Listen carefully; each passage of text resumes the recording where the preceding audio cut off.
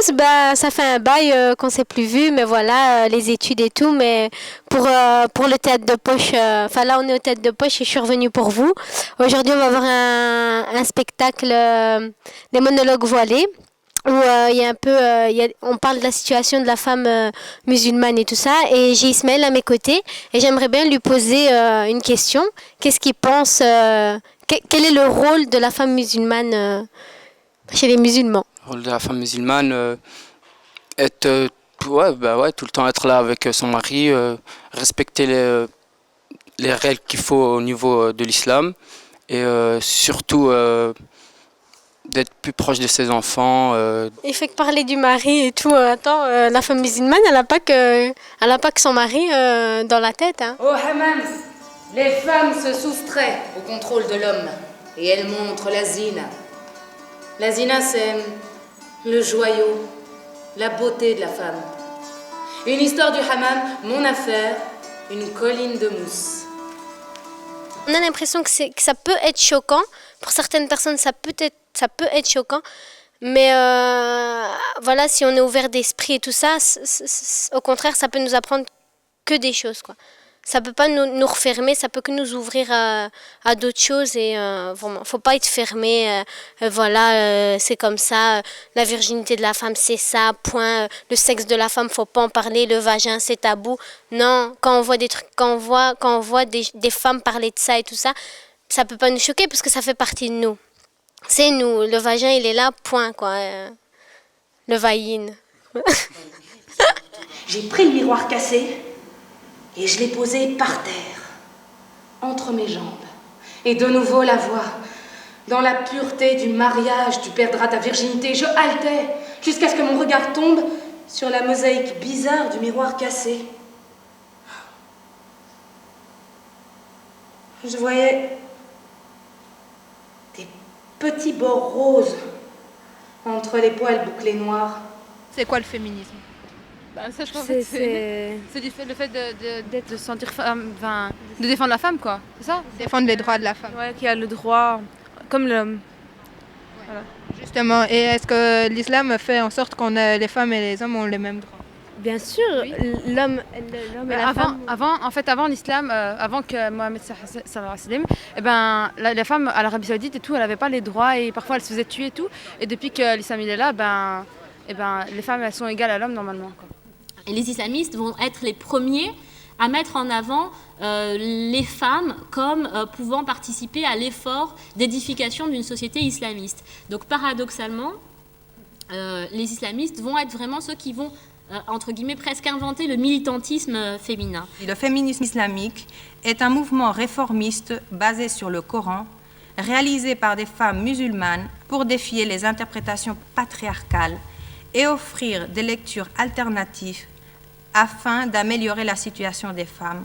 Donc on voit bien que c'est un mouvement qui s'insère dans le féminisme global, mais qui n'utilise pas les mêmes outils ni les mêmes stratégies. Elle aimerait que les lèvres de sa vulve soient plus petites, parce qu'elle croit que l'homme les trouvera plus belles. Elle a donc besoin d'enlever un morceau de chair.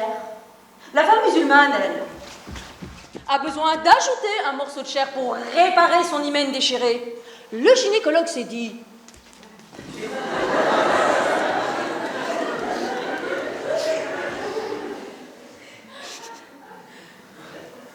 Est-ce qu'on ne pourrait pas récupérer ce morceau de lèvre occidental pour réparer cet hymen musulman? Non, hein? Il y a beaucoup de femmes qui se font exciser et tout ça, mais ça n'a rien à voir avec le Coran, d'après ce que j'ai compris. Donc la femme a autant le droit au plaisir qu'à l'homme. Oui, parce que Dieu il nous a donné ça, on ne doit pas le retirer, c'est comme ça. C'est don de Dieu. S'il nous a créés comme ça, on doit l'accepter. C'est parce qu'il y a des hommes des lois comme ça, mais normalement c'est pas accepté dans notre religion. Enfin, je vois pas pourquoi ils font ça, quoi. Transformer la vérité. Et de tout temps, et pas simplement dans la religion musulmane, les gens utilisent la religion pour avoir le pouvoir de dire ce qui est bien ou pas. Maintenant, il faut quand même, l'objectif d'une journée comme celle-ci, c'est de pouvoir faire émerger d'autres interprétations de la religion qui sont souvent occultées pour des raisons diverses, historiques, parce qu'on n'avait pas beaucoup de femmes, parce qu'on a aussi un travail dans les médias qui est quand même assez mal fait sur ces questions-là. Il y a beaucoup de gens qui pensent encore que l'excision, c'est une pratique islamique, alors que ça contrevient à l'idée en islam que le corps, et même dans les 3 religions monothéistes, que le corps est sacré et qu'on ne peut pas y toucher. Par exemple, on ne peut pas se faire de tatouages, etc. Et on ne peut pas se mutiler, avec une mutilation comme l'excision. Donc il faut faire la différence entre effectivement des traditions qui existent dans le monde dit musulman depuis longtemps, et même ailleurs, et puis ce que disent les textes. Et les musulmans, ils ne sont pas plus saints ou plus fervents que les autres. C'est pas parce qu'ils sont musulmans qu'ils appliquent à la lettre ce qu'il y a dans leur religion. En fait, l'islam, il est plus avant-garde que l'Europe. Et quand on se marie là-bas, le drap taché s'en va dans la rue, tout le monde peut savoir qu'on a baisé. Et là-bas, on lave pas son linge sale en famille, non, on le porte dehors. Finalement, si le drap n'est pas ensanglanté, c'est une honte.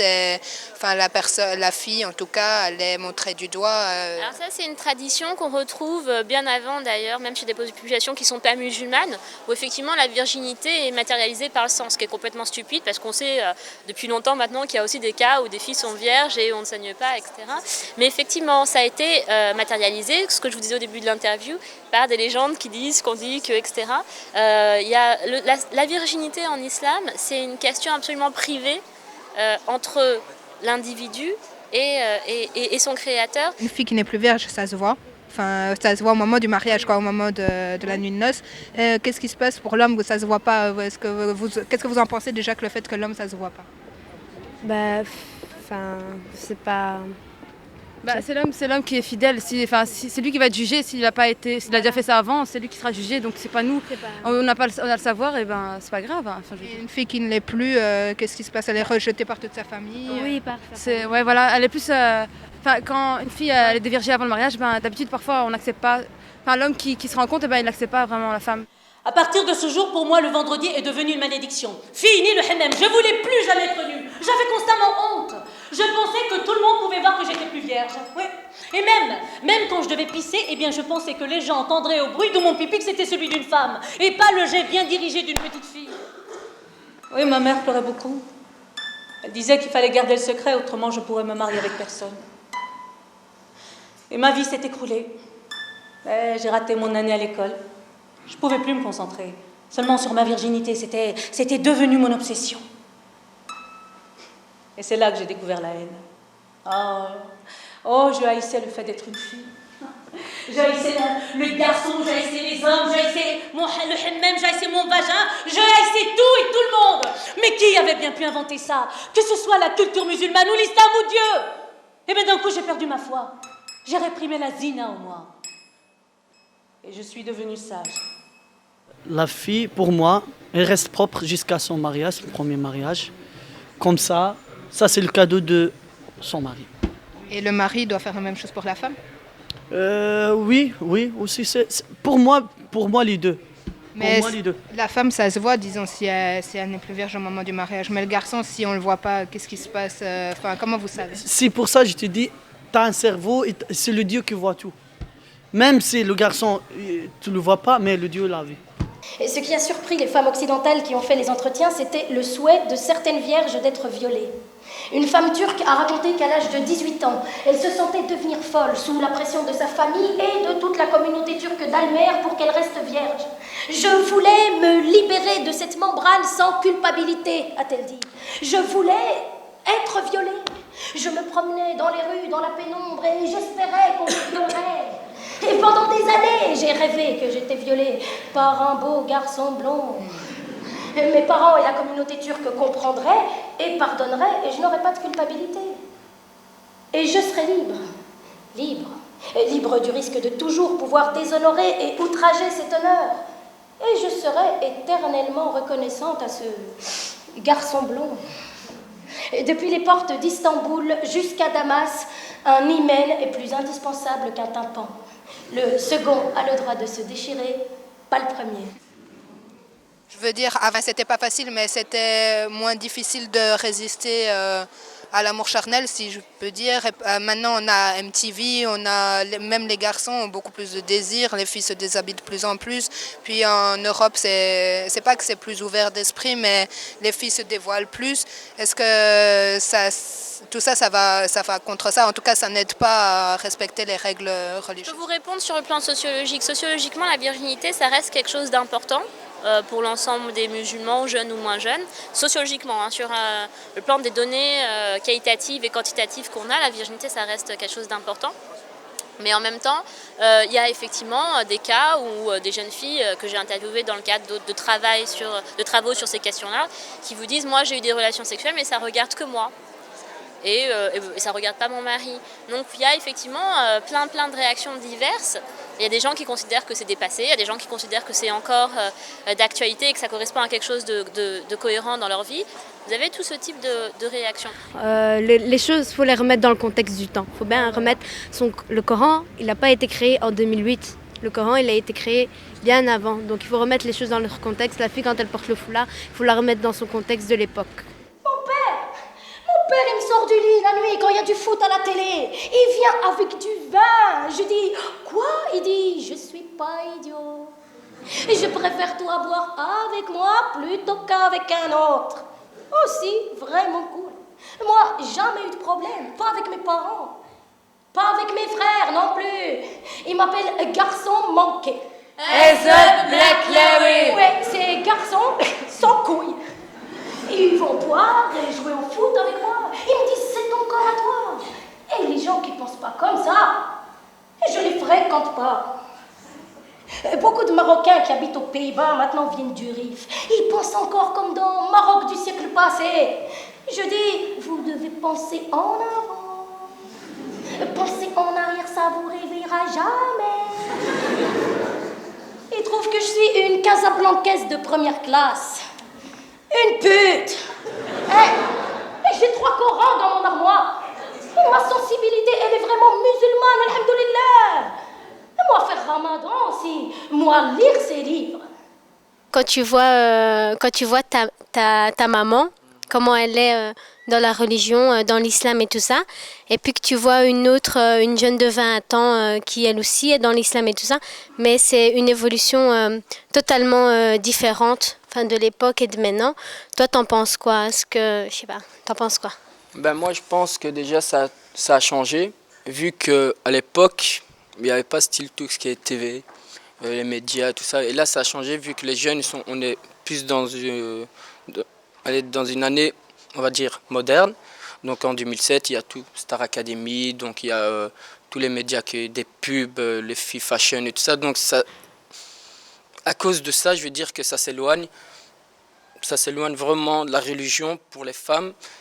Ils n'ont plus l'envie de faire comme leurs parents. Mais tu ne penses pas que c'est un peu le fait que les filles elles soient nées en Europe et qu'elles essayent de suivre un mode de vie que sa mère elle n'a pas eu, parce que sa mère elle est née au Maroc et tout ça, et c'est totalement différent. La religion elle est là, elle est imposée dès le départ et tout ça. Il y a les mosquées, il y a tout. Et ici on vient dans un pays, on est né dans un pays d'Europe, on fréquente des chrétiens, on fréquente tout. Est-ce que tu ne penses pas que, je sais pas, c'est différent, c'est plus difficile pour une fille née en Europe Non, bien sûr que c'est difficile, c'est normal. Juste en Belgique, il n'y a pas assez de mosquées pour femmes, pour qu'ils peuvent s'orienter vraiment dedans, quoi, tu vois. Mais par exemple, si maintenant une fille de maintenant qu'elle va au Maroc, ce sera autre chose. Elle sera dans un milieu musulman, elle sera plus facile à intégrer dans l'islam que maintenant, vu que là on est dans un pays, on va dire, chrétien, puis voilà, quoi. نساؤكم حرث لكم سورة البقرة آية 223. L'homme dit, vos femmes sont pour vous un champ de labour. L'homme dit, vos femmes sont pour vous un champ de labour. Sourate la vache, verset 223. إنك لتهدي من أحببت ولكن الله يهدي يشاء. سورة القصص آية 56. Et la femme dit, je ne peux diriger celui que j'aime vers la foi. Dieu seul le peut. La femme dit, Je ne peux diriger celui que j'aime vers la foi. Dieu seul le peut. Sourate le récit, verset 56.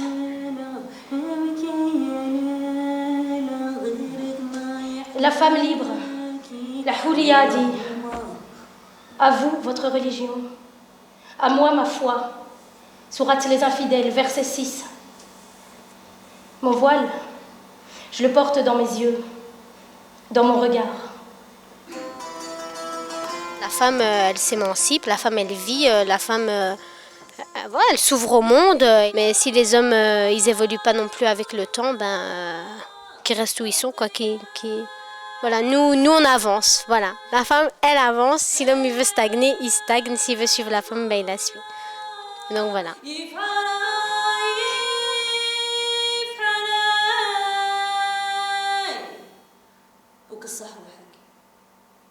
الحلا